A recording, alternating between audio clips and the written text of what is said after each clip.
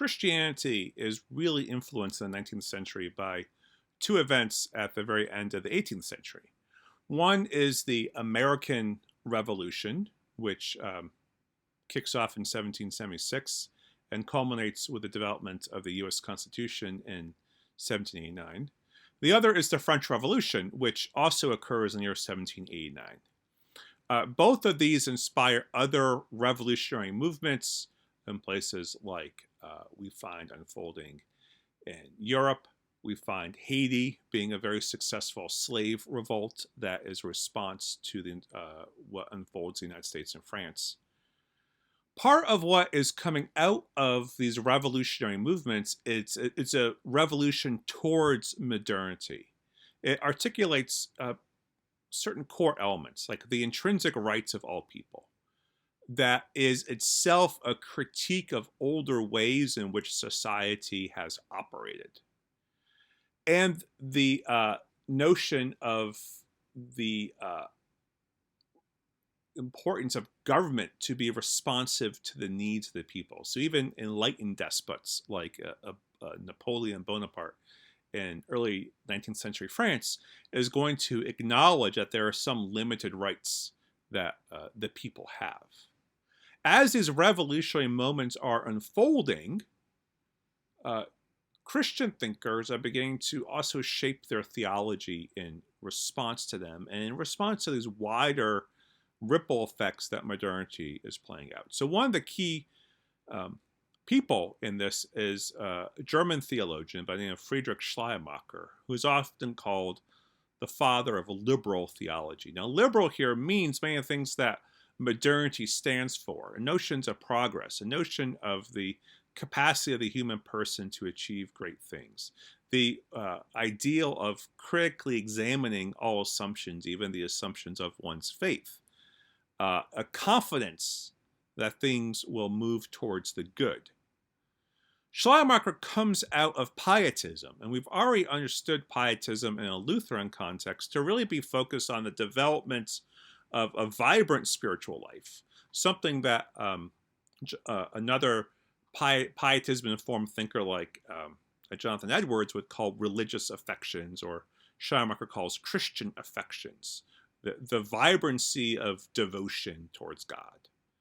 And so he wants to keep this notion of an openness towards God while embracing a skepticism towards the received teachings of Protestantism, especially by this point of the late 18th, early 19th century. Lutheranism had really developed its own sort of scholastic wing of theology that seemed as if it had devolved into rather arid debates on finer points of theology. And Schleiermacher wants to turn the attention of the believer back towards the core aspect of the Christian life, which he would understand as the experience of absolute dependence on God, which is really another interesting way of framing what the Lutheran doctrine of justification by faith alone is, that for all things, one is absolutely dependent on God. And this is the seat out of which arises these religious affections that Schleiermacher speaks of. Now, we can hear a couple of things in here. We can hear this real turn towards a romanticism that is a rejection of certain kinds of intellectual activity within Lutheran scholasticism.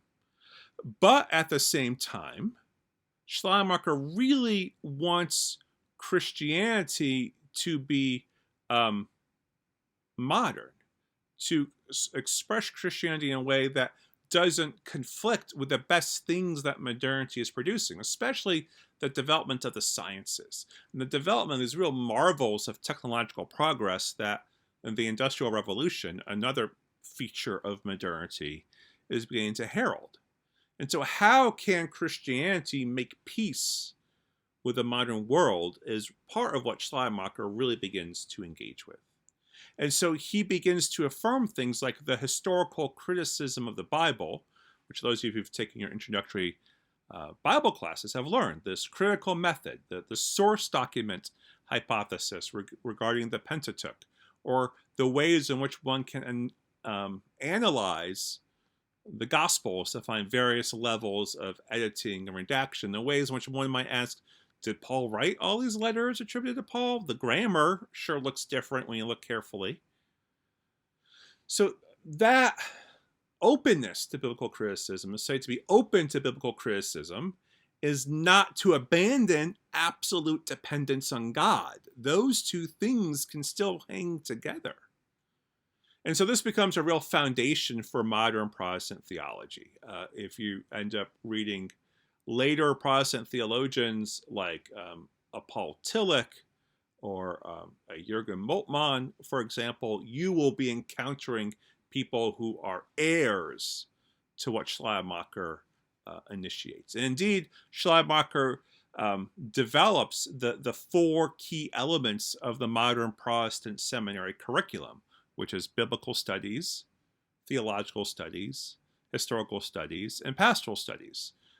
So the very things we're doing in seminary right now, in some ways, go back to Schleiermacher and his insistence that we find ways to reconcile with what modernity has to offer.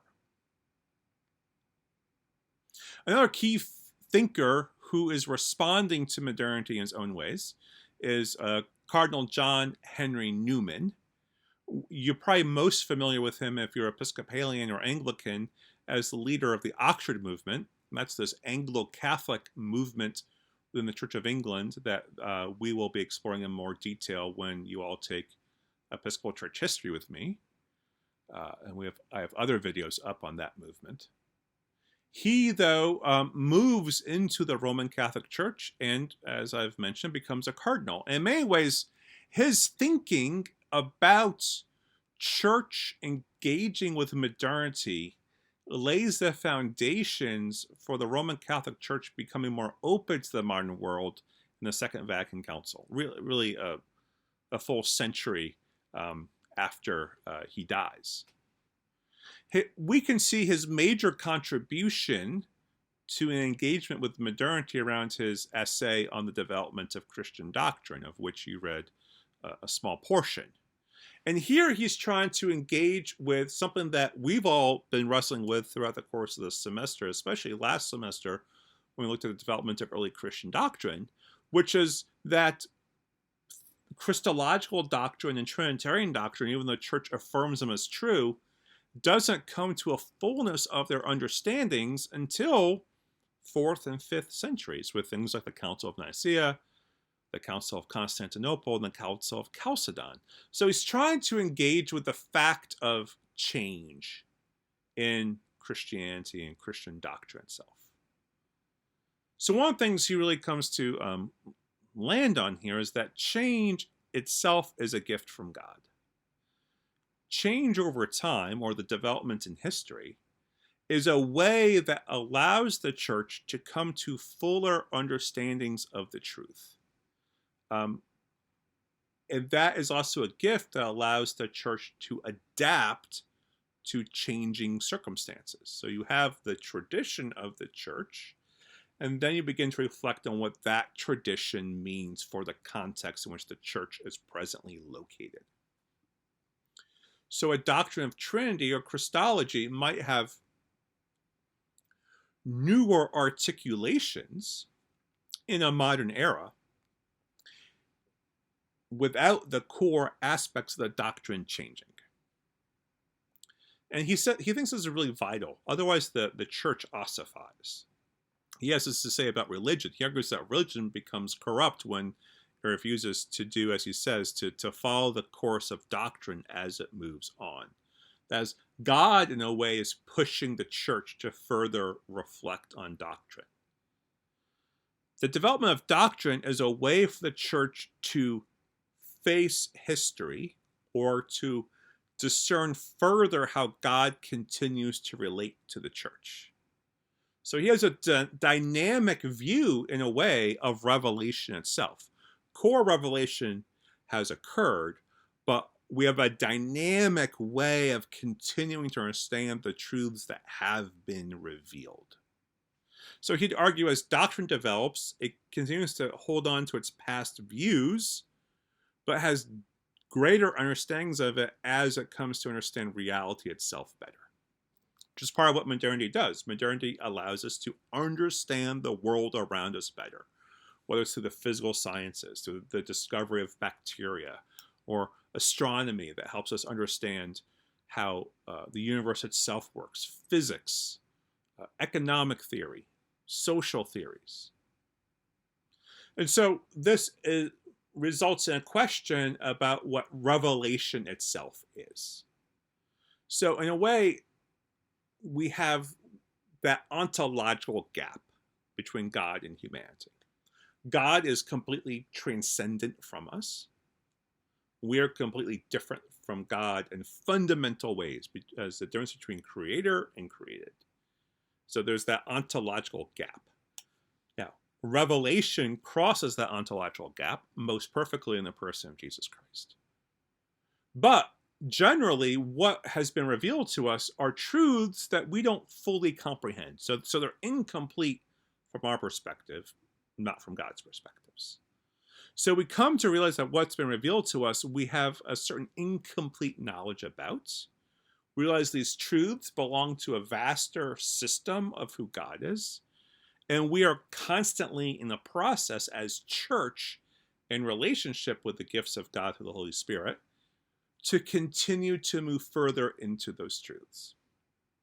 So we see here in Newman a confidence in two things: a confidence in God and what God continues to do in the life of the church, and a confidence in an ongoing progressive understanding of the things that God reveals.